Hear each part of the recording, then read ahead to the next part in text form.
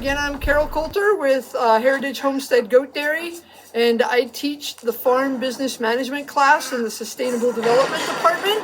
And we will be having our students come to tour the farm.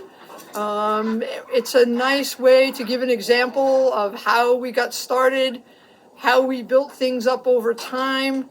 I think a lot of times students think you get on the farm and everything has to happen all at once, but unless you're very wealthy, that's not the way it works.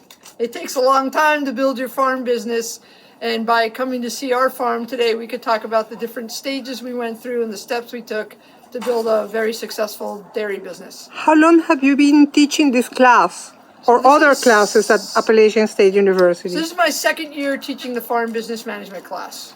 So they have asked me to teach before, but I was working full-time off the farm with Blue Ridge Women in Agriculture, and it just made it really hard to do the dairy, the Blue Ridge Women in Ag work, and then to try to teach. So I retired a year ago, and they immediately contacted me to come and teach classes.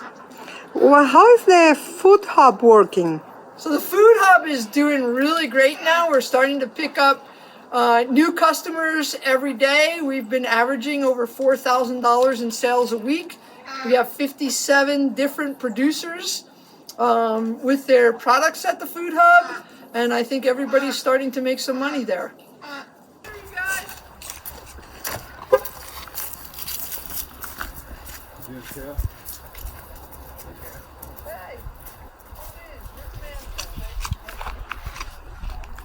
Hey, Josh, get back! You getting the feed last time. Cool. Okay, she's going. Yeah, you can grab a chair. You coming in? All right. Here's the one.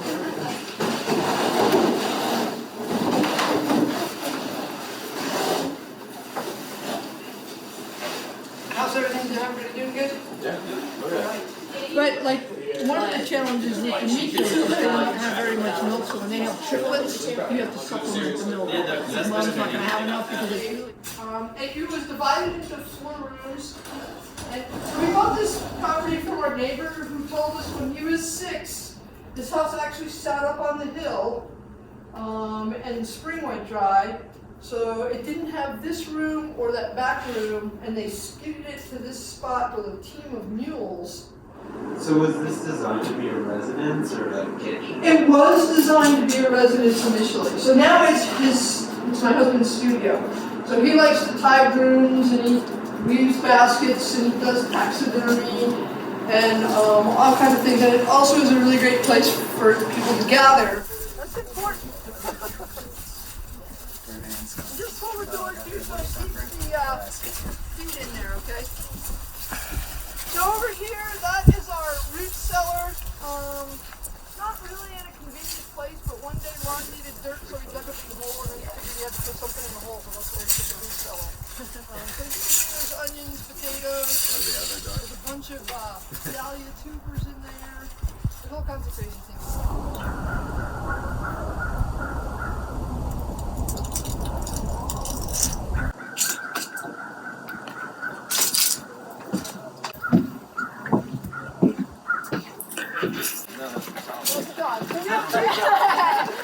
Bamboozled. Goats do a super job. You have coyotes. These ones don't have a black bear and one is a bobcat.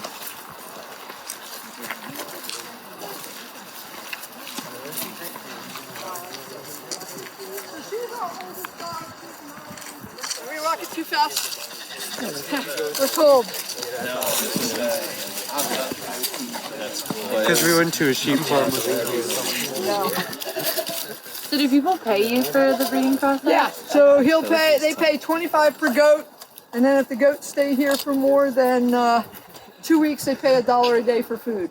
Thanks. Yeah, so these guys are, they have pasture, but now that it's cold, the pasture's kind of died off. So they get alfalfa, hay, a little bit of grain. The guys get a multi-sweet grain that's really low protein.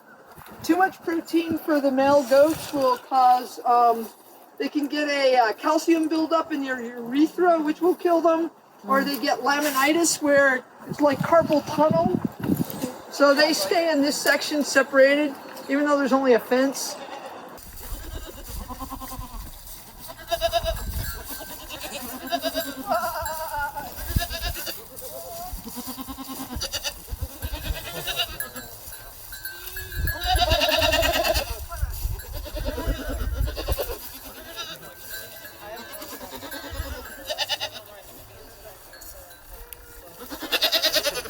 The three bigger girls are they're red. Getting checked So out. this is Thelma and Louise and Stella.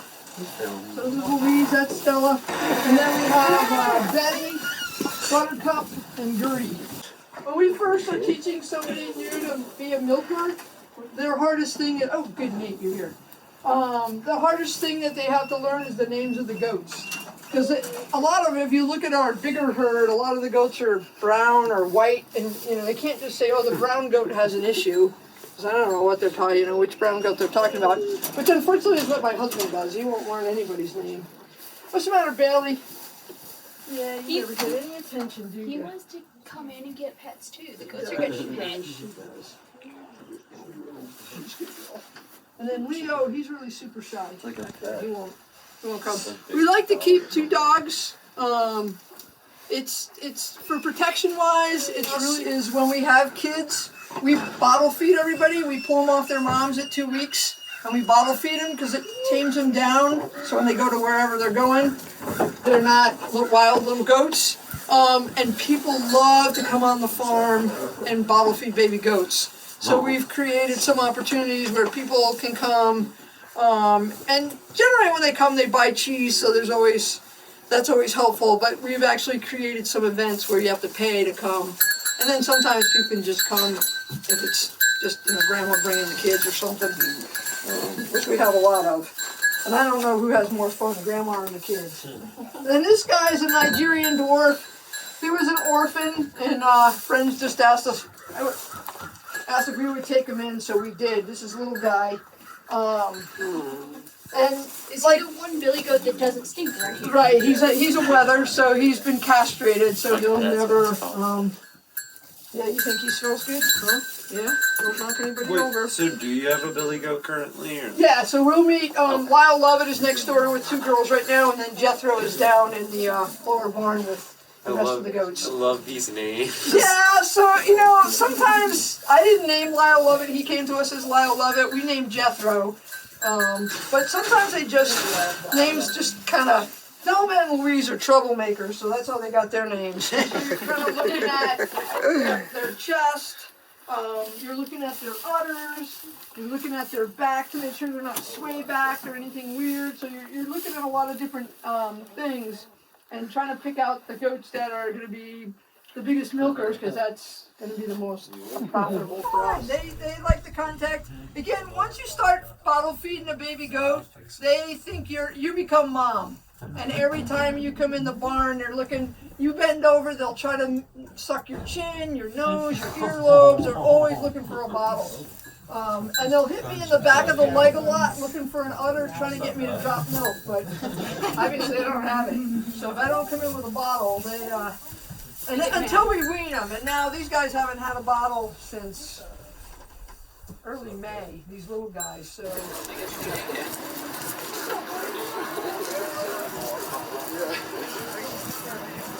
That's sad.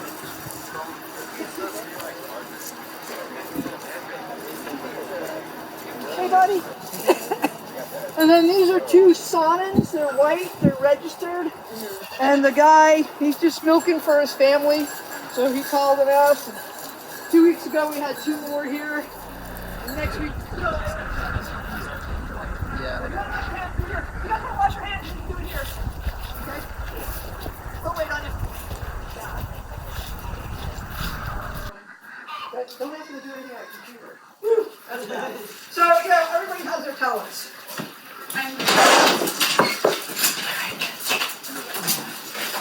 Oops. Sorry.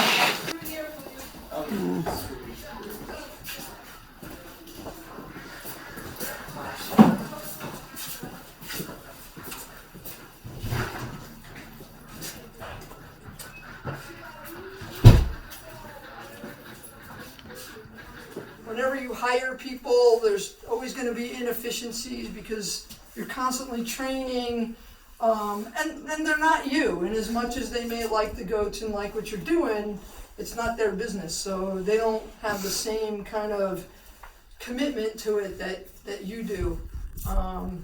My biggest fear is always making somebody sick, because once we do, that's probably going to be the end of our business, because our reputation is really what our business is built on. That we make really good, safe, great tasting cheese, and if we lose that, then pretty much, and we don't, I mean, we have insurance, but it's not like the big companies who can get these high-priced lawyers and go to court or settling out of court or whatever. So that always makes me nervous. So I'm like super fanatical about sanitation in the milk room and our handling of the milk and then our handling of the cheese. So come on around so we can get everybody in here.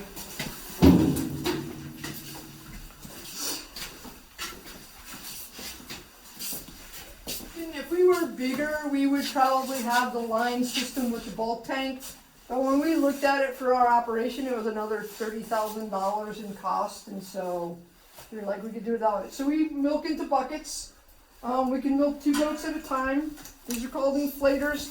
This actually gets hooked up to a vacuum pump, so when it turns on, these inflators pulse. Because this pulsator makes them do that. And every time they pulse, they suck milk out of the goat's teats into the bucket. Then we pour it through a filter, and then it goes into the ice bath.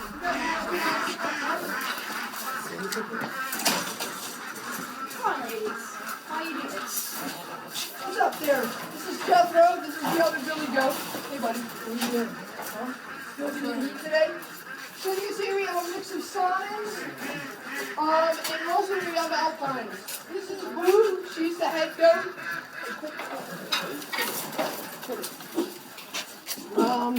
So these guys, he's been in now for almost a month, so pretty much everybody's bred. Goats have a 21-day cycle, so they'll cycle in, so now I'm looking to see if anybody cycles in and we missed them on the first time. And they're pretty much, and all we do is poke. So we'll scoop all of this up. We pretty much compost everything, all the stuff out of the head. Oh my gosh, what? He's doing that. Oh yeah, they want me all the time. But it was more like the standing upright and then walking. Oh yeah, sometimes I do. So even the girls have horns. We disc bud everybody at about a week old, and most of the bucks that we have as kids will turn into wethers unless somebody specifically asks for a stud goat. That deck and not really a good way to clean. They would stand in that and it would get all mushed up, and then they would kind of rub their feet on their heads, and then they would get coccidia from fecal matter. So we've added some things now to help deal with climate change. And we ended up doing a wooden deck because if we tried to get cement in there, we would have had to get a pumper, and it's so expensive. So Lon, and I need to sweep it again. That's just since yesterday when I swept it. So I sweep it once a day. When we're milking and they're up here, we sweep it every morning and every night. Everything gets cleaned off because we don't want them tracking it into the milk room and making that really dirty. And then the milk room gets hosed, it gets swept twice a day and hosed down once a day. So again, trying to keep it really clean. Yeah.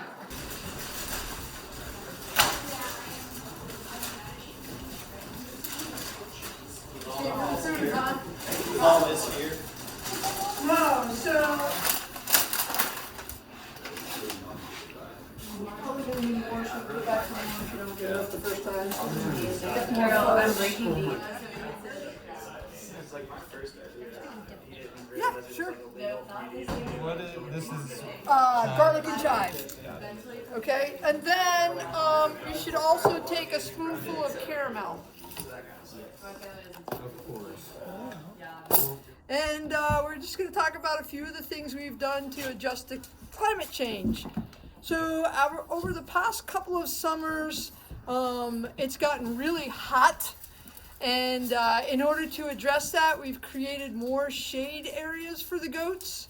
And we've also created many more water stations. Goats need water. Goats need water in order to make milk, and so they consume large quantities of water. The heat, though, has actually affected our production. So the hotter it is, the more lethargic the goats are, the less they eat, the less milk they produce. So our production's gotten off probably by about 10% over the last 2 summers with this heat. The other thing that's also been happening is we've been getting much more rain at times. And so wherever goats congregate, they poop, and then they stand in that, and it gets wet, and it makes a slurry, and it can cause problems with E. coli and coccidia. So we've hardened the areas outside the barn, so we've either poured concrete or we've built wooden decks that can be cleaned on a regular basis to keep that fecal material from building up and causing problems. So those are 2 of the ways we've just recently adjusted to climate change. And we're not really sure what's going to happen in the future, but if it continues to get warm. The other thing we did do is we added fans in the barn to circulate the air and keep another place that's fairly cool for the goats, particularly at night, where they go in the barn to get away from predators and be safe.